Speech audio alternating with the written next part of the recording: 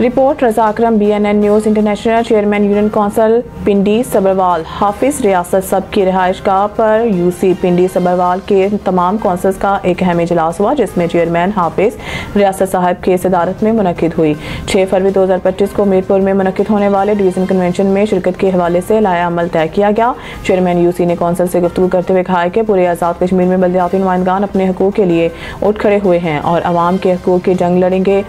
हल्का 4 खड़ी से इंशाअल्लाह पूरी ताकतों से कन्वेंशन में शिरकत करेंगे। हुकूमत की तरफ से बल्दियाती नुमाइंदगान को इख्तियारात ना देने पर सख्त रद्द-ए-अमल सामने आएगा। अगर हुकूमत ने बल्दियाती नुमाइंदगान को कानूनी और आइनी हकूक ना दिए, मुजफ्फराबाद असम्बली तक मार्च और धरना देंगे। चेयरमैन UC पिंडी सबरवाल ने कहा है कि इंशाअल्लाह मीरपुर का कन्वेंशन फैसला कुन होगा।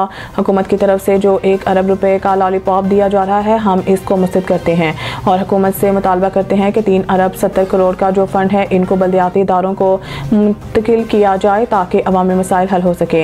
इजलास में कौंसिलर चेयरमैन ने शिरकत की और आपने अपनी राय से आगाह किया। Report Raza Akram, BNN news international.